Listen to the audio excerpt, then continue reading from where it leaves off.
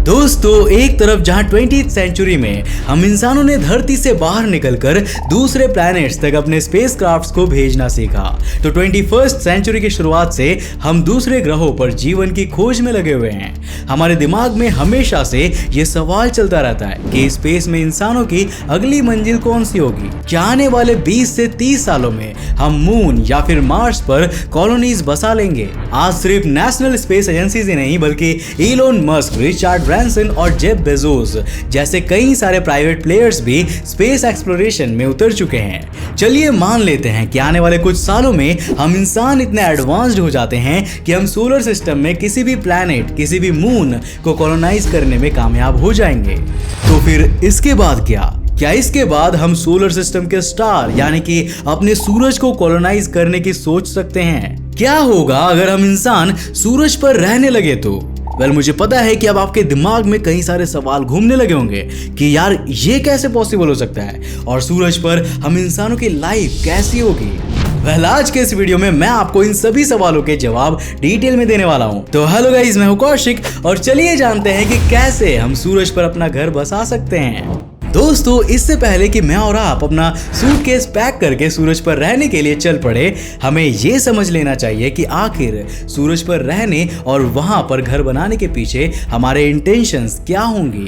अगर हम इंसान सूरज पर घर बसाने की सोच रहे हैं तो इसके पीछे हमारा एकमात्र मकसद अनलिमिटेड एनर्जी को प्राप्त करना होगा। इंसानी सिविलाइजेशन के विकास के साथ साथ हमारी एनर्जी नीड्स भी इंक्रीज होती जाने वाली है।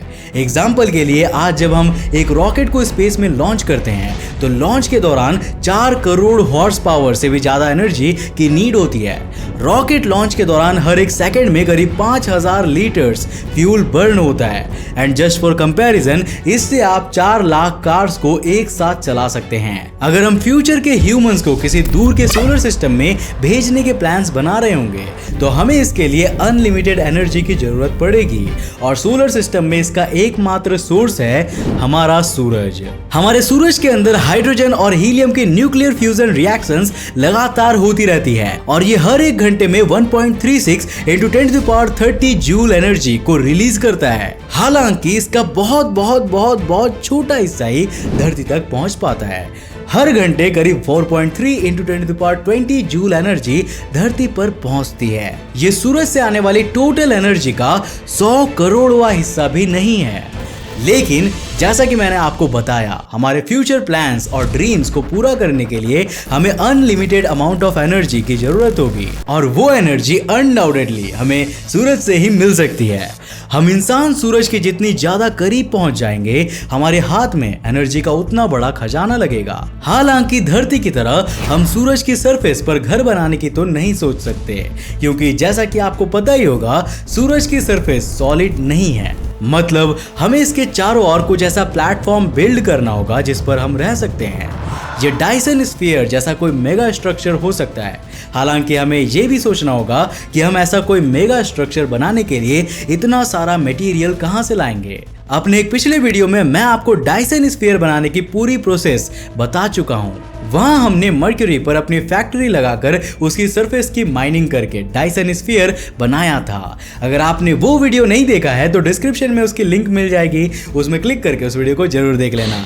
अब मान लेते हैं कि हमने सूरज के अराउंड अपना प्लेटफॉर्म तो बनाना शुरू कर दिया है, लेकिन हमें इसको बनाते समय कुछ बातों का ध्यान रखना होगा और इन कुछ बातों में से सबसे इंपॉर्टेंट बात होगी सूरज की ग्रेविटी। हमें एक ऐसा स्ट्रक्चर बनाना होगा जो लगातार घूमता रहे और उसके नीचे की ओर थ्रस्टर्स लगे होंगे जो लगातार सूरज की ग्रेविटी के अगेंस्ट हमें पुल करते रहेंगे। साथ ही हमारा प्लेटफॉर्म ऐसे मटेरियल से बना होना चाहिए जो लंबे समय तक मजबूती के साथ साथ सूरज की इमेंस हीट को सस्टेन कर पाए। सूरज की आउटर लेयर्स का टेम्परेचर करीब 6200 डिग्री सेल्सियस होता है और इससे कॉन्स्टेंटली स्ट्रॉन्ग सोलर विंड्स भी एमिट होती रहती है। इन सभी बातों का भी हमें खासा ख्याल रखना होगा।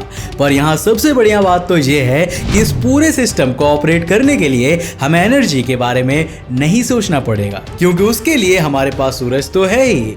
तो चलिए इमेजिन कर लेते हैं कि हम इंसान ऐसा कोई मेगा स्ट्रक्चर बनाने में कामयाब हो जाते हैं जो सूरज के अराउंड हमें रहने के काबिल बनाए। तो आखिर सूरज के अराउंड हमारी लाइफ कैसी होगी, चलिए जानते हैं आगे के वीडियो में। दोस्तों अब चाहे हम सूरज के अराउंड बने एक मेगा स्ट्रक्चर पर रह रहे होंगे, लेकिन उस जगह पर भी टेम्परेचर बहुत ज्यादा होगा। अब इससे बचने के लिए या तो हमें अपने उस स्टेशन को शानदार तरीके से एयर कंडीशनड करना होगा या फिर हमें सन स्पॉट्स की जगह पर रहना होगा। सन स्पॉट्स सूरज पर दिखने वाले काले धब्बे होते हैं। ये 40 से 50 हजार किलोमीटर तक फैले हुए हो सकते हैं और यहाँ पर सूरज के टेम्परेचर में 1 से 2000 डिग्री सेल्सियस की कमी देखने को मिलती है।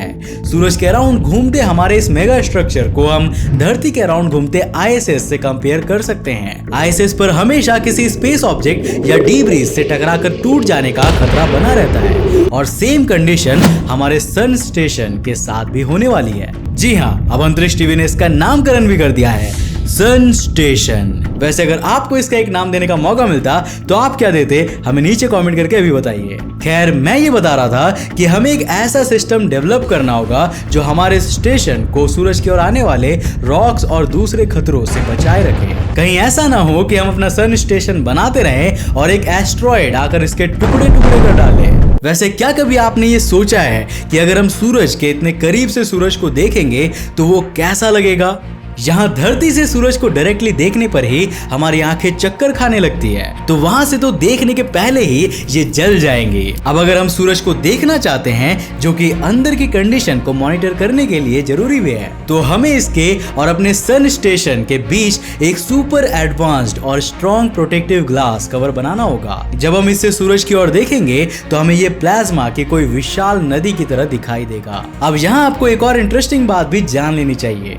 हम सूरज के चाहे जितने भी करीब क्यों ना रह रहे हों, लेकिन अब हम अपने मेगा स्ट्रक्चर से उसे ढक चुके हैं एंड फॉर दैट रीजन हमें सनराइज और सनसेट जैसी चीजें देखने को नहीं मिलेंगी। इसके अलावा हमें अपने सन स्टेशन पर आर्टिफिशियल लाइटिंग का इंतजाम करना होगा। हम जिस तरह की प्रोटेक्टिव कवरिंग के थ्रू सूरज के अंदर झांक रहे थे, अगर हम कुछ वैसी कवरिंग्स जगह जगह पर बना दे तो हमें बहुत सारी लाइट मिलती रहेंगी और हम दिन के समय अपना सारा काम आराम से करते रहेंगे। लेकिन रात के समय हमें इन्हें ढकने के लिए भी कुछ सॉलिड वाली व्यवस्था करनी होगी, नहीं तो सन स्टेशन पर हमारे लिए रात कभी नहीं हो पाएगा। हमारे सन स्टेशन पर हमें खाने और पीने के लिए भी इंतजाम देखना होगा। अगर वहां रहने वाले लोग अपने घर का खाना खाना चाहते हैं तो धरती से लगातार कुछ स्पेसशिप्स के थ्रू हमें फूड और वाटर की सप्लाई करते रहने होंगे, नहीं तो हमें वहीं पर खाने और पीने का कुछ जुगाड़ करना होगा। हालांकि ये सभी प्रॉब्लम्स जो मैं इतनी देरी से आपको गिनवा रहा हूँ, ये एक्सक्लूसिवली आज के इंसानों को ध्यान में रखते हुए एग्जिस्ट करती है। अगर हम एक सन स्टेशन को इमेजिन कर रहे हैं, मतलब कि इंसानों की टेक्नोलॉजी आज से कई गुना बढ़ चुकी होगी। हमारी हैबिट्स और लाइफस्टाइल में अनबिलीवेबल चेंजेस आ चुके होंगे। हम पहले ही पूरे सोलर सिस्टम की सैर करने के लायक बन चुके होंगे। हम एटलीस्ट टाइप 1 सिविलाइजेशन तो बन ही चुके होंगे। हालांकि अपने सूरज को काबू करने के लिए हमें टाइप 2 सिविलाइजेशन होना होगा। हमारे सपने सिर्फ एक प्लैनेट से दूसरे प्लैनेट तक जाने के ही नहीं, बल्कि एक स्टार से दूसरे स्टार तक जाने और एक गैलेक्सी से दूसरी गैलेक्सी तक ट्रैवल करने के हो चुके होंगे। हम ये सोचते नहीं बैठेंगे कि आखिर हमारे पास अनलिमिटेड एनर्जी आएगी कहां से, बल्कि हम ये सोचने में लगे हुए होंगे कि भाई हम इतनी एनर्जी को स्टोर कहां करेंगे। हो सकता है कि शायद उस समय तक हम इस एनर्जी को सोलर सिस्टम के किसी मून के ओशियन वाटर में स्टोर करके रख रहे हो, या फिर क्या पता ये एनर्जी हमारे चारों ओर ही हवा में घूम रही हो। कोई नहीं जानता उस समय क्या होगा। हमारी धरती हमारे लिए सिर्फ एक रॉकेट लॉन्चिंग प्लेटफॉर्म बनकर रह जाएगी। सूरज पर रहने वाले लोग किसी एडवांस टेक्नोलॉजी की मदद से धरती पर रहने वाले लोगों के लिए गिफ्ट में एनर्जी भेजेंगे। इन शॉर्ट, हमारी पूरी जिंदगी बदल जाने वाली है अगर हम इंसान अपनी धरती से करीब 15 करोड़ किलोमीटर दूर स्थित एक आग के गोले पर घर बना सकते हैं, तो हमारे लिए कुछ भी करना नामुमकिन नहीं होगा। उस लेवल की एडवांसमेंट पर पहुंचने के बाद इस यूनिवर्स में हमारी जर्नी को नए पंख लग जाएंगे और हम इंसान भगवान बनने की दिशा में अपने कदम आगे बढ़ा देने वाले हैं। वैसे अगर आपको सन स्टेशन पर जाकर रहने का मौका मिले तो क्या आप वहां पर जाना चाहोगे? हमें नीचे कमेंट करके अपनी राय जरूर देना। तो मुझे उम्मीद है कि आज के साई-फाई वीडियो से आपको काफी कुछ नया सीखने को मिला होगा। अगर मिला तो इस वीडियो को एक लाइक करने के साथ साथ अपने फ्रेंड्स और फैमिली के साथ जरूर शेयर करना। अगर आप नए हो इस चैनल पर तो इंटरेस्टिंग वीडियोस के लिए इस चैनल को सब्सक्राइब करने के साथ साथ नोटिफिकेशन बेल को ऑन करना ताकि आप देख सको हमारे वीडियो सबसे पहले। तब तक के लिए बाय, जय हिंद।